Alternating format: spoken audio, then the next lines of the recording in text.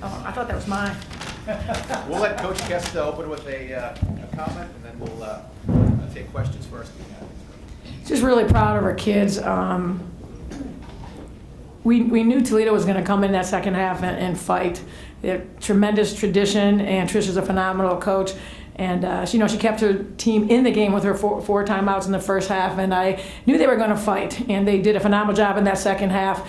But I'm really proud of these kids. When they made their run, they held their composure, and when you got three kids, on the court like these three young ladies, I wasn't worried at all, and just really proud that we're able to advance and go on to the semifinals. Questions for Hannah? Rachel? Hannah, they always talk in sports about the zone. You were in it at least in the first half. Can you just describe that first half for us, please? Yeah, I was, I'm really excited to be here. So being back at the MAC tournament was awesome. And then once I hit my first couple shots, I was kind of feeling it. And then my team just kept giving me the ball. So it was just awesome. How did the team respond after the what? Was there much talk within the team after the loss Saturday against Bowling Green? We were obviously upset because we lost, in a heartbreaking way, but, we didn't have Rachel, and we still fought and we still battled, and, they beat us barely, and, we should have won that game, but we didn't. So, it just made us come together as a team, and it helped our bench a lot. So we were just really, happy to stay with them the whole time. Everyone seems to have stepped up in the Bowling Green game. I saw the same thing today. Anita, you've especially elevated your game the last couple of games. Is that because you're taking that responsibility with Rachel's minutes being, they seem limited today or no? And were you missing the game last Saturday? Well, we know with Rachel out, we need someone else to step up. And in practice, I just try really hard to score. And when Rachel was out, I just knew that I had to do something to step up and help the team. So that's what I've been doing the past couple games and been successful. How's the knee? Good. Just a little rusty today, just trying to get back into the swing of things. But it felt good and excited for tomorrow. So is the mental aspect of your worry gone regarding it? Yeah, it feels good. I practiced yesterday and it felt good, and there's no pain really, and I got it taped up, so I feel good. Rachel, your team depend on you so much, but what's it like knowing that there's somebody like Hannah who was able to score just as much? Oh, yeah, it's great. We feed off each other, and everybody feeds off Hannah's energy. So like when she's hitting, it's fun to play out there. We know we can just feed her the ball and she's gonna score. Every time, I'll give her a little handoff and I know it's going in. So it's nice to know that somebody's out there as well that can just put up big points. It was fun at the end of the half. We had the timeout, and I looked at her and said, what do you want to run?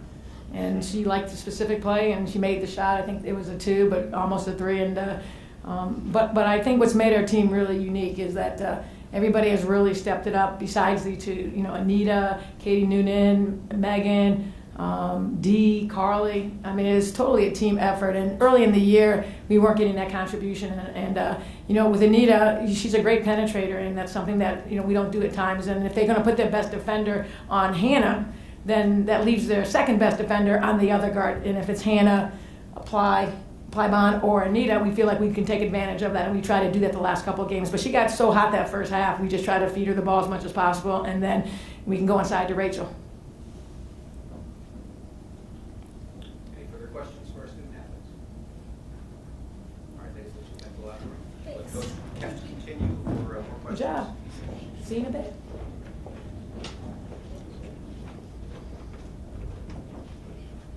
Questions for Coach Kest? Jody, can you talk about the next matchup? Central Michigan, dribble drive offense. We don't defend that extremely well. But our kids are pretty excited about playing them. We feel like we're a pretty good team, and we're going to do what we do best, which is run. We're not a very good half-court team, and so for us, we're not going to try to change and try to slow it down. That's what we do best, and we scored a lot of points this half. And the first half, we're just going to have to come out and play a 40-minute game. Last year we played them down here. We were. The difference is we were down only by 5 at half, and then we ran out of gas, and we didn't play a lot of people off the bench. And this year our depth is so much better. So I think it's going to be a little bit different. How does the landscape change without Crystal Bradford for them when you guys go? Well, I mean, obviously, player of the year. She's a phenomenal player. She just does so many things well. But if you remember last year, they lost Jessica Green, and they rallied around their team. And I know Sue's a phenomenal coach, and she's going to get those kids rallying around the team, and everyone is going to have to step up. And I expect her to come out, and I expect it to be a great game. And if you like a fast-paced game, there's going to be a lot of points. It's going to be a lot of fun. Jody, I'll ask you, but I ask the players. Was there much within the coaching staff after the loss against the Falcons, the tough loss? Because a team can go one way or another way after a loss like that, and you guys came out like gangbusters. Well, I think it was disappointing because, senior night, we had won 13 in a row.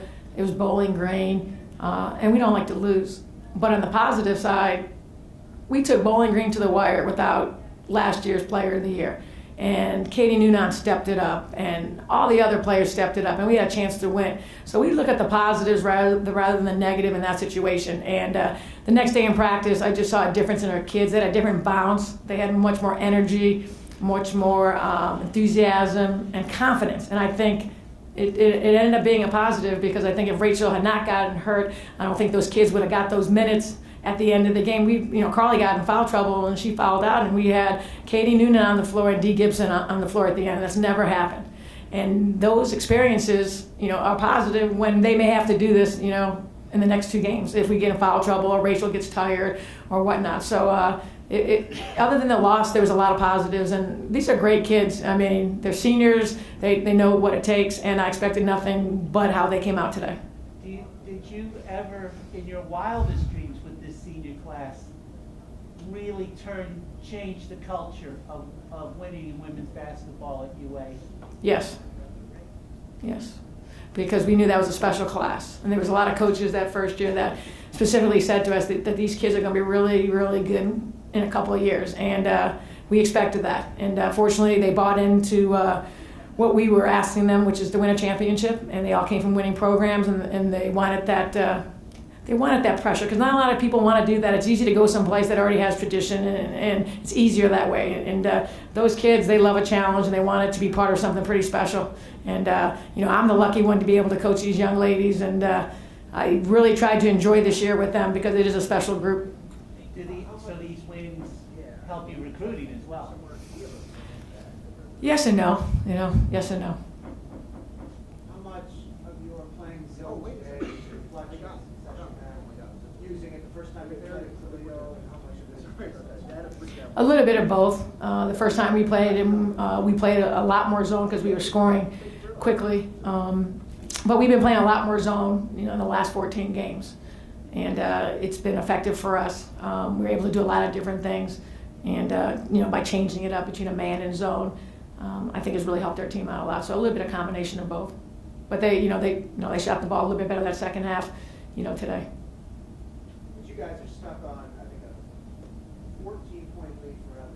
We had good looks. I mean, we had good looks. I mean, we were making those shots the first half, and so we had looks. They just weren't going in. But our defense was solid, and that's what kept us in the game. And we told the kids, you want to win a championship here, you got to play defense. And they only shot, I think, 28% or something in the second half. So even though we weren't scoring, they weren't scoring either.